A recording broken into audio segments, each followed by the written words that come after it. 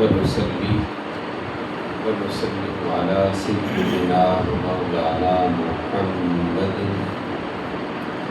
رسوله النبي الكريم المكين الكريم الرؤوف الرحيم. أما بعد فأعوذ بالله من الشيطان الرجيم. بسم الله الرحمن الرحيم. محمد رسول الله والذين معه صدق الله مولانا العظيم.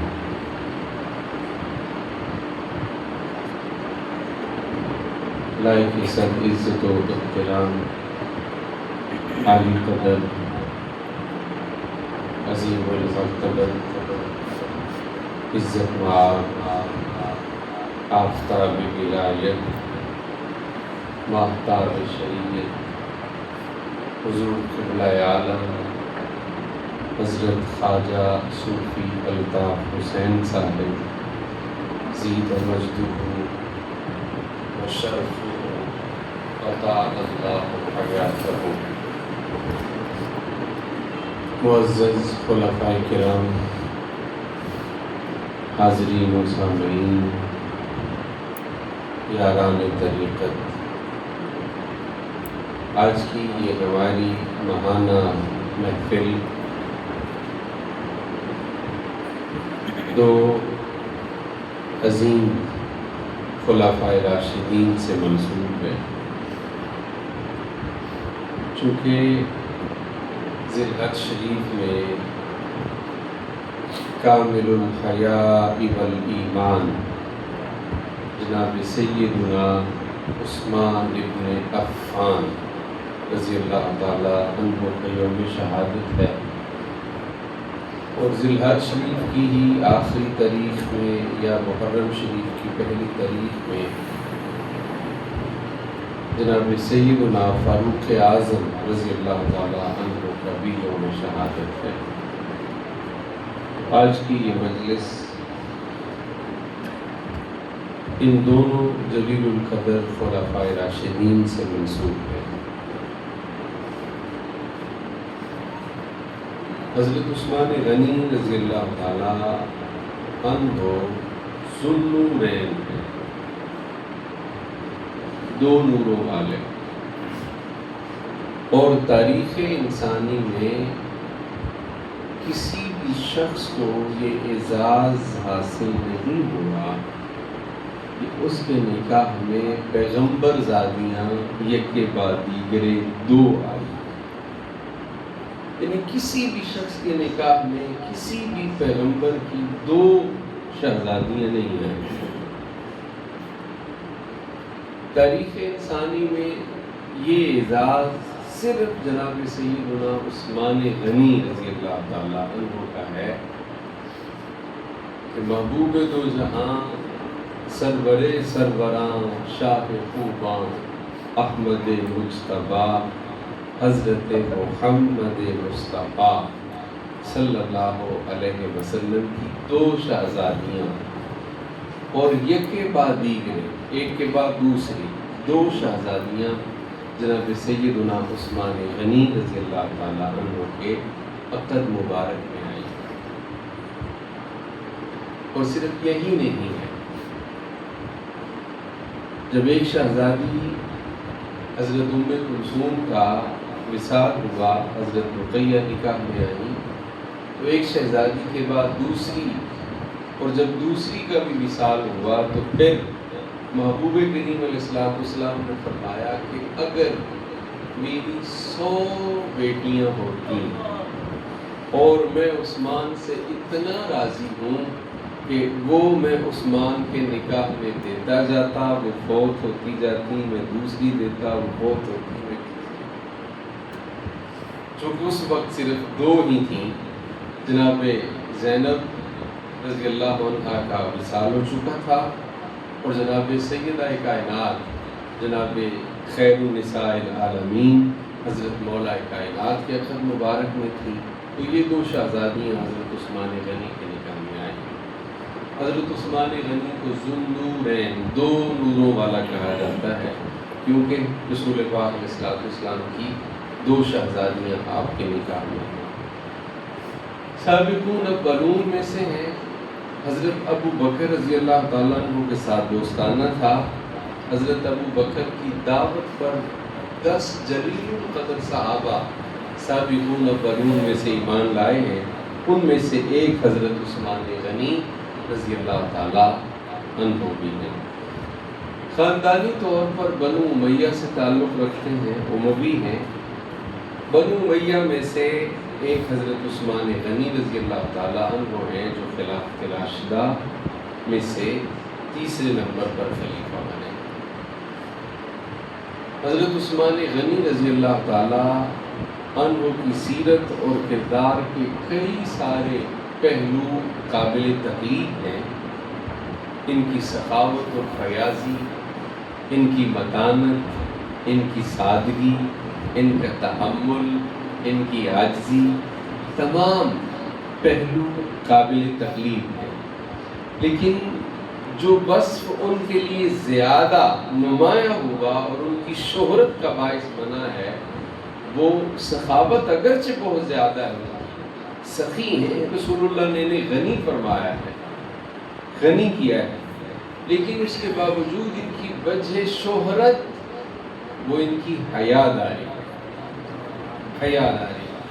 رسول پاک علیہ السلام نے فرمایا ہے وَأَصْدَقُهُمْ حَيَاءً عثمان، میری امت میں سے صحابہ نہیں، صحابہ نہیں، امت، میری پوری امت میں سے سب سے زیادہ حیا میں سچا وہ عثمان، جناب سیدنا عثمان غنی رضی اللہ عنہ اپنے حیا کے باعث معروف ہوئے۔ اور اگر ان کے آخری ایام جو ان کے مقاطع کے یا نظر بندی کے ہیں، قید کے جو ایام ہیں، ان میں دیکھا جائے تو آخری ایام میں جو خطبات آپ نے ارشاد فرمائے ہیں، ان میں سے خطبے میں آپ نے اپنی اولیات کو بیان فرمایا ہے، اپنے تخصصات کو بیان فرمایا، خود بیان کیا۔ ان تخصصات کو بیان کرتے ہوئے آپ نے فرمایا کہ کیا میں وہ نہیں ہوں کہ جس کے نکاح میں رسول اللہ کی 2 شہزادیاں ہیں؟ کیا میں وہ نہیں ہوں کہ جس نے مدینہ منورہ میں پانی کا کنواں مسلمانوں کے لیے وقف کیا تھا؟ کیا میں وہ نہیں ہوں کہ جس کی طرف سے رسول اللہ نے حدیبیہ میں اپنے ہاتھ سے بیعت لی تھی؟ کیا میں وہ نہیں ہوں جو اتنا حیادار ہے کہ جس نے آج تک کبھی اپنے آپ کو برہنہ نہیں دیکھا؟ جب سے مصطفیٰ کریم نے میرے اپنے ہاتھ کو میرا ہاتھ قرار دیا ہے، اور میں نے جب سے اپنا ہاتھ آپ کے دست مبارک میں دیا ہے، میں نے کبھی اپنے دائیں ہاتھ سے شرمگاہ کو نہیں چھوا۔ میں وہ نہیں ہوں جس نے زمانہ جہالت میں کبھی شراب نہیں کی تھی۔ تو یہ اپنی وہ تخصصات ہیں جو حضرت عثمان غنی نے خود بیان فرمائے ہیں۔ عزیزان گرامی قدر، رسول خدا علیہ تحیۃ و ثناء ام المومنین اماں جی عائشہ رضی اللہ تعالیٰ عنہ کے گھر میں ہیں۔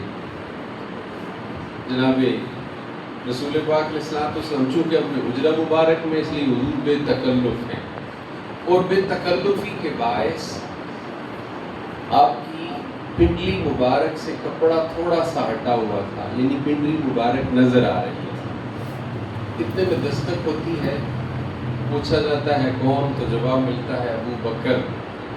آپ کو خبر دی جاتی ہے، حضور فرماتے ہیں ابو بکر کو آنے دیں، اور جس طرح حضور ہے اسی طرح بے تکلف آپ اپنے بستر پر لیٹے رہتے ہیں۔ حضرت ابو بکر آئے، آ کر بیٹھ گئے، گفت و شنید ہونے لگی۔ تھوڑی دیر کے بعد پھر دستک ہوئی اور پھر پوچھا گیا کہ کون ہے، تو پتہ چلتا ہے کہ حضرت عمر ہے۔ خبر دی گئی حضور عمر آئے ہیں، فرمایا آنے دیں۔ اگر آپ حدیث کو پڑھیں تو یہ اس طرح کا عظیم خوبصورت گلشن ہے، گلدستہ ہے۔ یہ ایسے پروانے ہیں کہ جہاں حضور ہیں یہ پروانے وہیں جمع ہوتے تھے، اور آنے کی ترتیب یہی ہے احادیث میں، پہلے ابو بکر ہے، پھر حضرت عمر ہے، پھر حضرت اب حضرت عمر کو اجازت ہوئی اور حضور جس طرح تھے بے تکلف اسی طرح اپنے بستر پر آپ لیٹے رہے، آرام فرما رہے۔ تھوڑی دیر کے بعد پھر دستک ہوئی تو پھر پوچھا کہ کون ہے، خبر ملی کہ عثمان ہے۔ رسول پاک علیہ السلام سے اندر بلانے کی اجازت لی گئی تو آپ نے فرمایا ٹھہرو۔ حضور اٹھ کر سیدھے ہو کر بیٹھ گئے، اپنی پنڈلی مبارک کو کپڑے سیدھے کر کے ڈھانپ لیا، پھر فرمایا اب عثمان کون ہے؟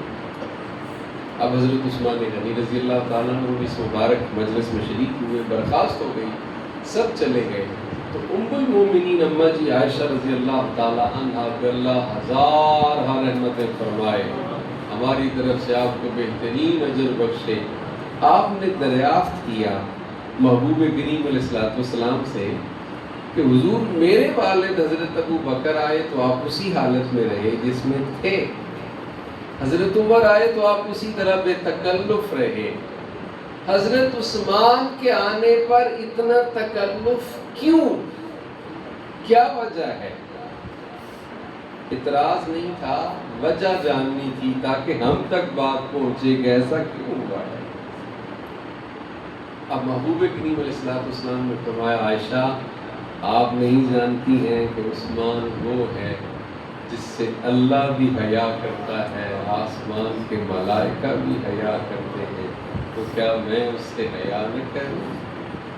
اگر میں اپنی اسی حالت میں رہتا تو عثمان اتنا حیا والا ہے کہ اس کی نظر جب میری تھوڑی سی پنڈلی جو کھلی کی نظر آ رہی تھی اس پر پڑتی تو مارے حیا کے واپس پلٹ جاتا، میرے پاس آتا ہی نہ، مجلس میں بیٹھتا ہی نہ، شریک ہی نہ۔ جب حضور نے مدینہ ہجرت فرمائی تھی تو میٹھے پانی کا ایک ہی کنواں تھا اور وہ ایک یہودی کا تھا۔ یہودی مسلمانوں کو بقیمت بھی پانی نہیں دیتا تھا، یعنی پیسے دے کر بھی پانی نہیں دیتا تھا۔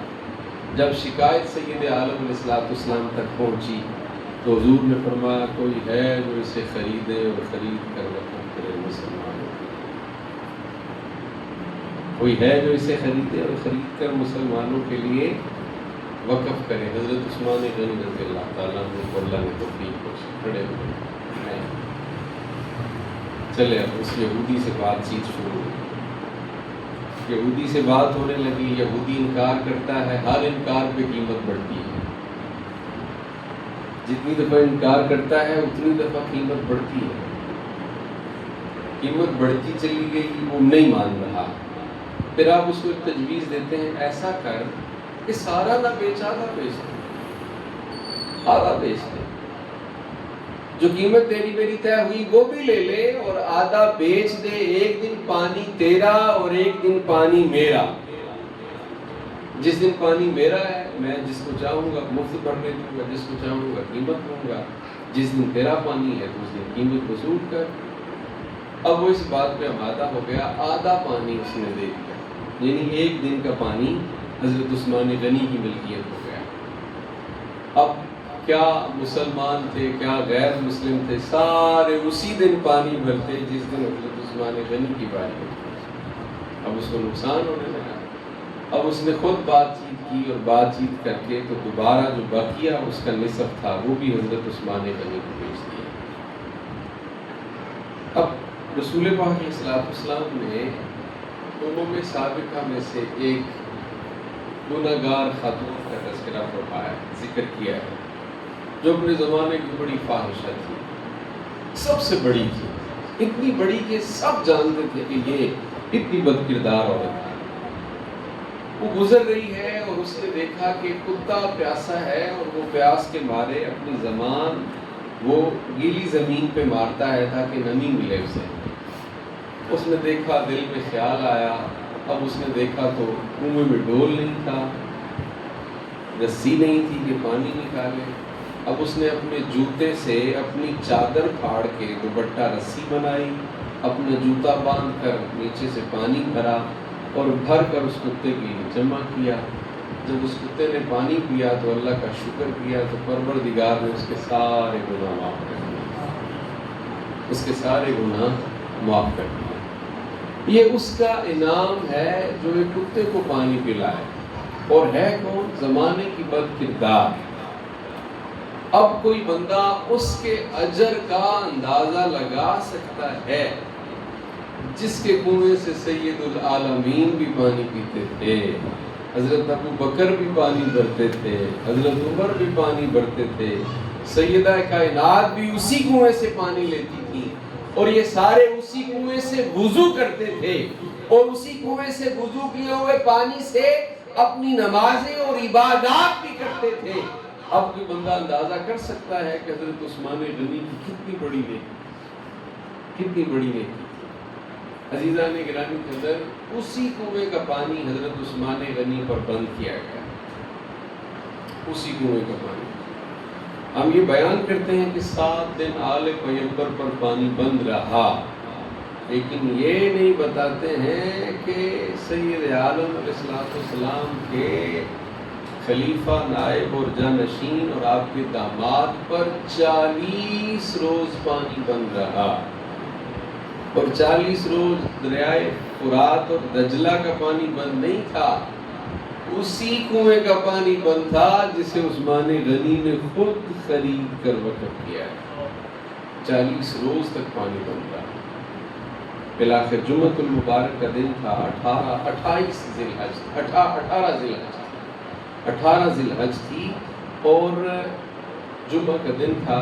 آپ کا یہ معمول مبارک تھا، قرآن سے بڑا شغف تھا، جو فرصت ملتی تھی قرآن پڑھتے تھے، جو فرصت ملتی تھی قرآن پڑھتے تھے، اور ہر جمعے کو غلام آزاد کرتے تھے، ہر جمعے کو غلام آزاد کرتے تھے، اور اس دن بھی آپ نے کئی سارے غلام آزاد کیے اور قرآن مجید کی تلاوت میں مشغول تھے۔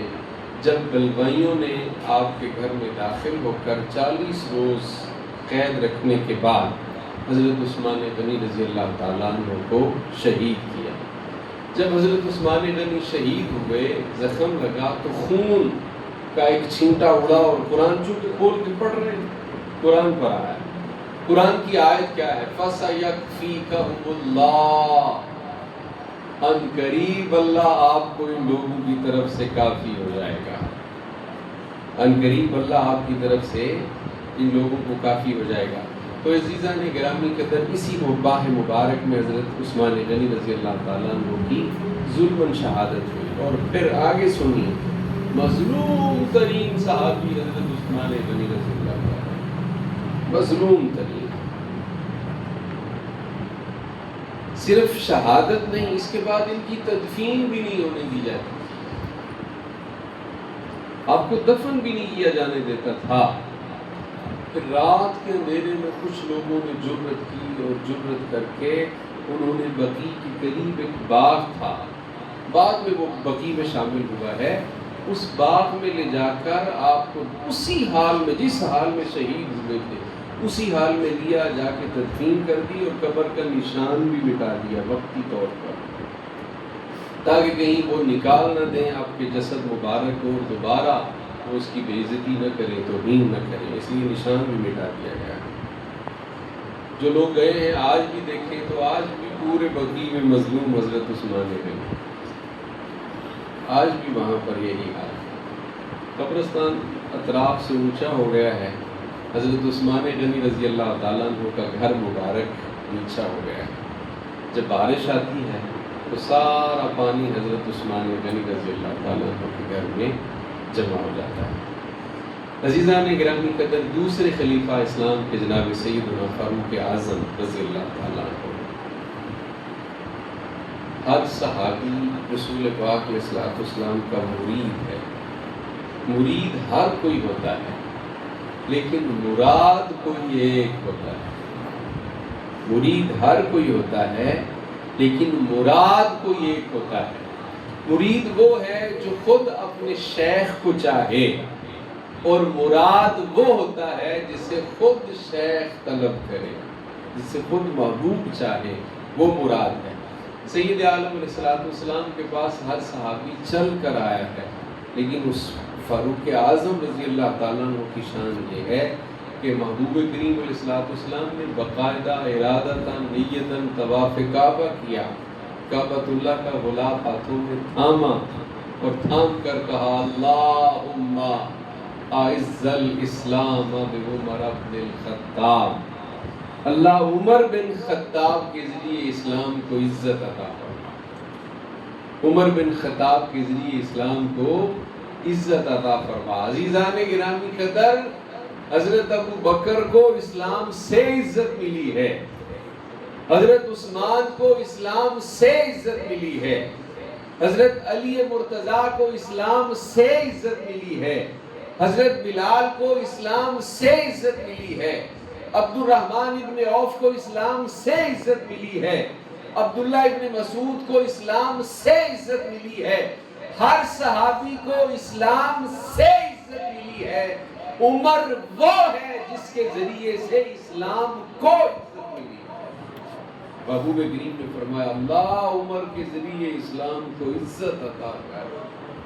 گویا کہ عمر کے آنے سے پہلے اسلام معزز مذہب نہیں تھا، اسلام کی کوئی عزت قریش مکہ کی نظر میں نہیں تھی، کوئی قدر نہیں تھی مسلمانوں کی حضرت عمر کے آنے سے پہلے۔ اب اگلے ہی روز میں حضرت عمر رضی اللہ تعالیٰ عنہ مسلمان ہوتے ہیں۔ اب حضرت عمر رضی اللہ تعالیٰ عنہ کے مسلمان ہونے پر قریش کہتے ہیں ہم نے اس دن تسلیم کر لیا تھا جس دن عمر ایمان لایا ہے کہ مسلمان ایک الگ مذہب ہے، ایک الگ قوم ہے، اور قریش دو حصوں میں بٹ گئے ہیں، تقسیم ہو گئے ہیں۔ ایک دن پہلے تک 39 صحابہ اسلام لائے ہیں، لیکن کوئی قدر نہیں تھی اسلام کی۔ صرف ایک شخص کے آنے سے وہ سارے کے سارے 39 بھی عزت پا گئے، اسلام کی عزت پا گیا، اور اسلام بطور مذہب تسلیم کر لیا گیا، اور قریش کو دو حصوں میں بانٹ لیا گیا، اور جناب جبریل امین آقا کریم علیہ السلام کی بارگاہ میں حاضر ہوئے، عرض گزار ہوئے کہ آج آسمانوں پر جشن منایا جا رہا ہے، اللہ نے مبارکباد بھیجی۔ جبرائیل کس بات کی، کس بات کا جشن ہے؟ حضور حضرت عمر آئے ہیں، عمر کے آنے سے آسمانوں پہ خوشی منائی جا رہی ہے، اور اللہ نے آپ کو مبارک بھیجی ہے کہ محبوب عمر کا آنا آپ کو مبارک ہو۔ عزیزان گرامی قدر، حضرت عمر رضی اللہ تعالیٰ عنہ کی بھی سیرت کے بے شمار گوشے ہیں، بے شمار پہلو ہیں جن کے جو کہ قابل تقلید ہیں ہمارے لیے، لیکن ان میں سے سب سے نمایاں حضرت عمر رضی اللہ تعالیٰ عنہ کا وصف وہ ان کا عدل ہے، انصاف۔ جس قدر انصاف میں رسول پاک علیہ السلام کے بعد حضرت عمر نے شہرت پائی ہے، اس قدر کسی دوسرے کو عزت عدل اور انصاف کی وجہ سے نہیں ملی ہے۔ حضرت عمر رضی اللہ تعالیٰ عنہ کا انصاف پوری دنیا میں مشہور ہے، یہاں تک کہ غیر مسلم بھی اس بات کو مانتے ہیں۔ مائیکل ہارٹ نے 52 نمبر پہ دی 100 میں حضرت عمر رضی اللہ تعالیٰ عنہ کو دنیا کے عظیم ترین رہنماؤں میں، قانون دان لوگوں میں شامل کیا ہے، اور کئی سارے ایسے اصول ہیں جو حضرت پہلی دفعہ تاریخ انسانی میں حضرت عمر رضی اللہ تعالیٰ عنہ نے متعارف کروائے تھے۔ کئی سارے ادارے ہیں جو حضرت عمر رضی اللہ تعالیٰ عنہ نے قائم کیے تھے، اور آج پوری دنیا میں وہ کام کر رہے ہیں۔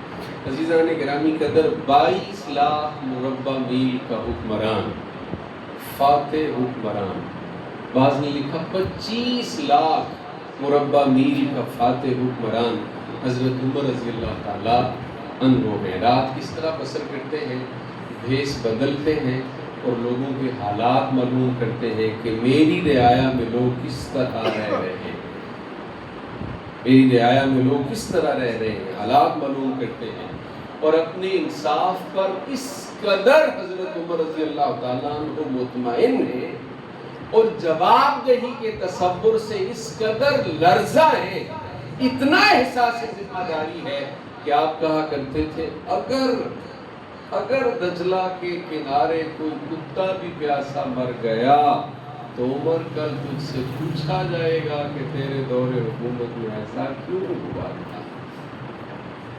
یعنی اس قدر انصاف ہے، اس قدر یقین ہے کہ میرے دور اقتدار میں کتا بھی پیاسا نہیں مرے گا۔ انسان تو درکنار ہے، اگر کتا بھی پیاسا مرے گا تو میں اس کے بارے میں دیندار ہوں، مجھ سے پوچھا جائے گا کہ کیوں کتا بھی پیاسا مرا۔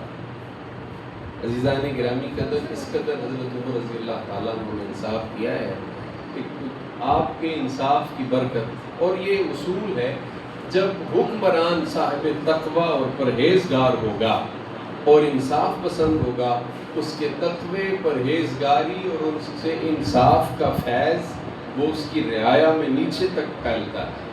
سارے لوگ متقی اور پرہیزگار ہو جاتے ہیں اور سارے لوگ انصاف پسند ہو جاتے ہیں اور ہر جگہ پر انصاف ہوتا ہے۔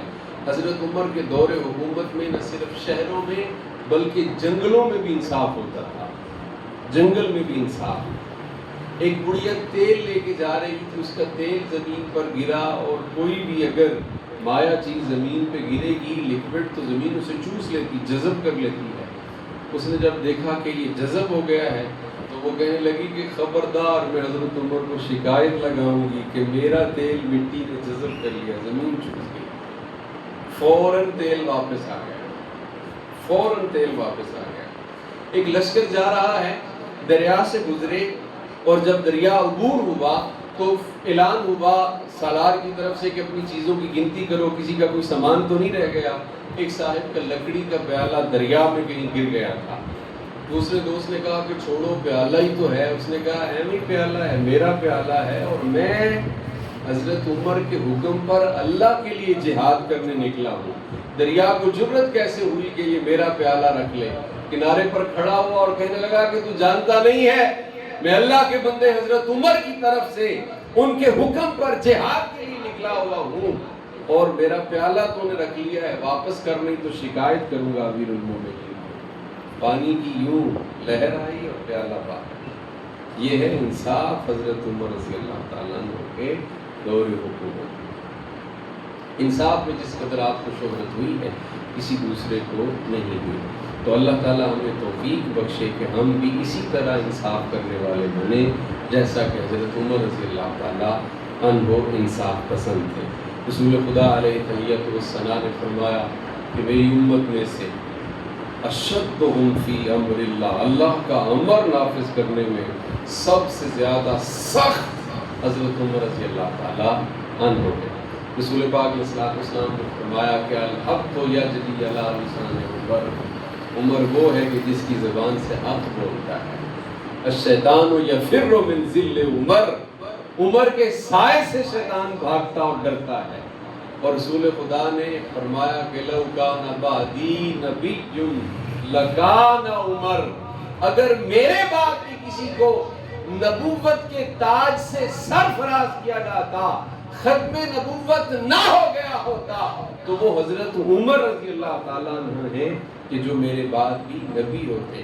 یعنی حضرت عمر کے اندر وہ تمام خصلتیں موجود تھیں جو کہ نبوت کی شان سے متعلق ہیں، یعنی ایک پیغمبر والی ساری خصوصیات حضرت عمر رضی اللہ عنہ میں موجود تھیں، لیکن فرق یہ ہے کہ آپ نے فرمایا انا خاتم النبیین لا نبی بعدی، میں آخری ہوں، میرے بعد کوئی نبی نہیں ہوگا۔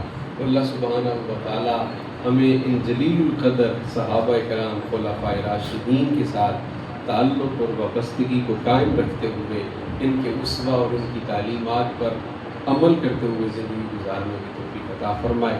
اللہ مرشد گرامی کو عزت بخشے، صحت دے، سلامتی عطا فرمائے، اس خانقاہ کو آباد کرے، آپ کے جملہ متعلقین و متوسلین کو آباد فرمائے، آپ کے خلفاء اور مریدین کو آباد فرمائے۔ وما علیہ الا البلاغ المبین۔